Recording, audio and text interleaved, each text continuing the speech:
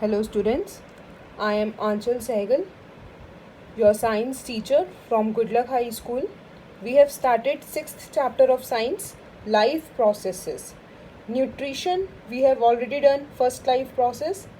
Now we will do second life process, respiration. Respiration क्या होता है? देखो सबको पता है रेस्पिरेशन इज इन्वॉल्व विद सांस लेना. क्या कहते हैं? जैसे हम सांस लेते हैं, लेकिन सिर्फ यही नहीं है कि only breathing is not involve in respiration. Breathing के साथ और भी कई चीज़ें हैं रेस्पिरेशन में. It involves breathing also, but breathing के साथ साथ और क्या है? The process in which the cells of an organism obtain energy by combining oxygen and glucose is called respiration. Definition क्या है respiration की? इसमें क्या होता है, हमारे जो cells हैं, किसी भी organism के जो सेल हैं उनको एनर्जी मिलती है. अब एनर्जी उनको कैसे मिलती है?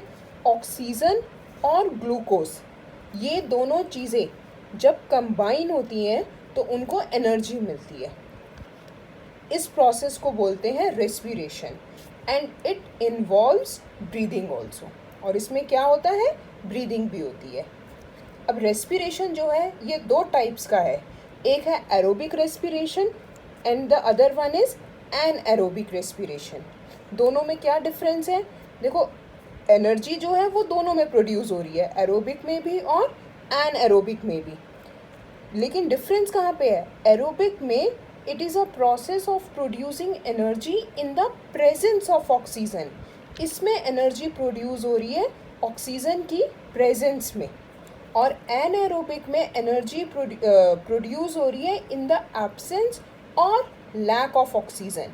मतलब या तो ऑक्सीजन की एब्सेंस है, ऑक्सीजन है ही नहीं, या फिर लैक है. लैक है मीन्स कमी है, जितना चाहिए उतना नहीं है, कमी है ऑक्सीजन की, लैक है. तो या तो एब्सेंस हो ऑक्सीजन की या फिर लैक हो, तो वो आता है एनएरोबिक रेस्पिरेशन में. और एरोबिक में in the presence of oxygen. अब देखो इसको थोड़ा सा हम डिटेल में करते हैं. इसमें क्या है? ग्लूकोज है. जैसे ग्लूकोज का फॉर्मूला 6 कार्बन मॉलिक्यूल है. ग्लूकोज 6 कार्बन होते हैं इसमें. इसका फॉर्मूला है C6H12O6. अब ग्लूकोज में क्या होता है? ग्लूकोज जैसे हमारे सेल में गया तो ग्लूकोज मतलब जो भी हमारा फूड है, ठीक है, वो हमारे जब सेल में गया, सेल में है साइटोप्लाज्म, तो ग्लूकोज जो है, जो 6 कार्बन वाला मॉलिक्यूल है, 6 कार्बन वाला जो मॉलिक्यूल है, ये पायरूवेट में और एनर्जी में ब्रेक हो जाएगा. पायरूवेट जो है ये 3 कार्बन मॉलिक्यूल है. इसका फॉर्मूला है C3H4O3. तो जब ये फूड, जब ग्लूकोज हमारे सेल में जाता है तो ये किस में ब्रेक हो जाता है? पायरूवेट में और एनर्जी में. अब उसके बाद क्या होता है? 3 चीज़ें हो सकती हैं. या तो ऑक्सीजन की एब्सेंस हो, या ऑक्सीजन की कमी हो, लैक हो, या फिर in the presence of oxygen. ये दोनों जो टाइप्स हैं, एब्सेंस और लैक ऑफ ऑक्सीजन, ये हैं एनएरोबिक के. तो 1 by 1 we will do in detail. अब देखो एब्सेंस ऑफ ऑक्सीजन में क्या है?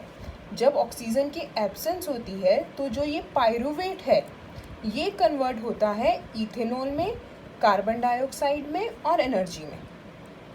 इथेनॉल C2H5OH ये होता है पायरूवेट. इथेनॉल में कब कन्वर्ट होता है? In the absence of oxygen, जब ऑक्सीजन की एब्सेंस होती है. और इसका एग्जाम्पल है यीस्ट. यीस्ट क्या होता है? यीस्ट क्या होता है? खमीर होती है जो ब्रेड और केक बनाने में काम आती है ना, जिससे वो फ्लफी होते हैं, फूल जाते हैं. वो किससे होते हैं? यीस्ट से. अब पायरूवेट अगर लैक ऑफ ऑक्सीजन है तो पायरूवेट किस में कन्वर्ट होता है? लैक्टिक एसिड में और एनर्जी में, अगर लैक ऑफ ऑक्सीजन है. जैसे आपने कई बार देखा होगा, कई बार हम कुछ बहुत हेवी काम कर लें, कुछ हार्ड वर्क कर लें, या बहुत ज़्यादा कई बार हम रनिंग कर लेते हैं, भागते हैं, तो क्या होता है?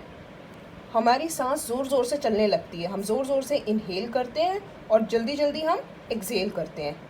ब्रीदिंग इन और ब्रीदिंग आउट, ठीक है. तो क्या उसमें क्या होता है? फिर उससे क्या होता है? हमारी बॉडी में लैक्टिक एसिड प्रोड्यूस होता है. मसल्स में हमारी लैक्टिक एसिड प्रोड्यूस होता है. और क्या होता है कि हमारे मसल्स में क्या होता है? पेन होता है, क्रैम्प्स पड़ते हैं. वो किसकी वजह से पड़ते हैं? लैक्टिक एसिड की वजह से, क्योंकि ऑक्सीजन की कमी हो रही है। तो पायरूवेट लैक्टिक एसिड में कन्वर्ट हो जाता है in the lack of oxygen, जब ऑक्सीजन की कमी होती है, और इसका एग्जाम्पल है मसल सेल्स। ओके, अब है in the presence of oxygen. जब ऑक्सीजन की प्रेजेंस होती है तो पायरूवेट किस में कन्वर्ट होता है? वाटर में, कार्बन डाइऑक्साइड में और एनर्जी में। और ये जो सारा प्रोसेस है ये कहाँ होता है? ये होता है in the mitochondria of cell. Cell के माइटोकॉन्ड्रिया में होता है ये सारा प्रोसेस। वन मोर थिंग, जो एनर्जी रिलीज हो रही है ड्यूरिंग सेलुलर रेस्पिरेशन, जो ये रेस्पिरेशन हो रहा है इसमें जो एनर्जी रिलीज हो रही है ये क्या करती है? It is use to synthesize molecule called ATP. ये एटीपी में कन्वर्ट हो जाती है। एटीपी क्या है? इसकी 1 मार्क में आता भी है, ये full form of ATP, adenosine try phosphate, और इसको हम एनर्जी करेंसी ऑफ लाइफ भी बोलते हैं एटीपी को। तो which is called energy currency of life? ये 1 मार्क क्वेश्चंस हैं। ATP, and what is the full form of ATP? Adenosine triphosphate. Now we will do respiration in plants. Plants में respiration कैसे होता है? देखो respiration कैसे होता है प्लांट्स में, जैसे गैशियस एक्सचेंज है प्लांट्स में, वो किसके थ्रू होता है? लीव्स में स्टोमेटा होते हैं, स्मॉल स्मॉल पोर्स होते हैं, एक तो उसके थ्रू होता है, उसको बोलते हैं हम स्टोमेटा। वो प्लांट्स की लीव्स में होते हैं, या तो फिर कई प्लांट्स में होता है लीव्स के थ्रू, कईयों में होता है स्टेम के थ्रू, जो उनका तना होता है। जैसे ये कोई भी प्लांट या ट्री है, ये है इसकी स्टेम, तो इसमें क्या होते हैं? इसमें भी लेंटिसल्स होते हैं, ठीक है, पोर्स होते हैं, उसके थ्रू होता है गैशियस एक्सचेंज। या फिर कई प्लांट्स में होता है in the surface of roots, कईयों में होता है रूट्स के थ्रू, जड़ों के थ्रू। तो कई प्लांट्स में गैशियस एक्सचेंज होता है लीव्स के through. In some plants gaseous exchange takes place through lenticels in stem, in some plants it takes place through surface of roots. अब ड्यूरिंग रेस्पिरेशन, जब रेस्पिरेशन होता है तो प्लांट्स क्या करते हैं?